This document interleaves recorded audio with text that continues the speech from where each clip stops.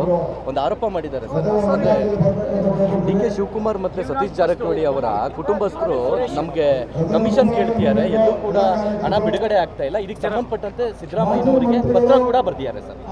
ನಾನು ನೋಡಿದೆ ಈಗ ತಾನೇ ಪತ್ರದಲ್ಲೂ ಕೂಡ ಮೆನ್ಷನ್ ಮಾಡಿದ್ದಾರೆ. ಏನಂದರೆ ಸ್ಪೆಷಲ್ ಇದು ಗ್ರ್ಯಾಂಟು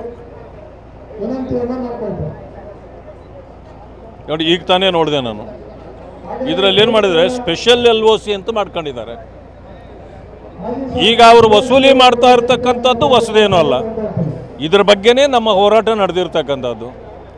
ನಮ್ಮ ಬಗ್ಗೆ ಹೇಳ್ತಿದ್ರು 40% ಸರ್ಕಾರ ಅಂತ, ಇವತ್ತು 60% ಸರ್ಕಾರ ಅಂತೇಳಿ ಎಲ್ಲ ಗುತ್ತೇದಾರರು ಹೇಳ್ತಿದ್ದಾರೆ. ನಮಗೆ ಹೇಳಿಸಿದ್ದು ನೀವು ಯಾರ ಕಡೆಯಿಂದ? ಗುತ್ತಿಗೆದಾರರಿಂದ. ಈಗ ಅವ್ರು ಹೇಳಿದ್ದನ್ನು ಒಪ್ಪಬೇಕಲ್ಲ ನೀವು. ನಮ್ಮದಂತೂ ಪ್ರೂವ್ ಮಾಡಲಿಕ್ಕೆ ನಿಮಗಾಗಿಲ್ಲ. ಲೋಕಾಯುಕ್ತ ಕೊಟ್ರಿ, ಇಲ್ಲ ಅಂದರು. ಈಗಾರು ಚೀಫ್ ಜಸ್ಟಿಸ್ ಒಬ್ಬರು ನಾಗಮೋಹನ್ ದಾಸ್ ಕೊಟ್ರಿ, ಪುರಾವೆ ಇಲ್ಲ ಅಂದರು. ಎಲ್ಲ ಮುಗಿದೋಯ್ತು, ನಿಮ್ಮಿಂದ ಮಾಡೋಕ್ಕಾಗಿಲ್ಲ.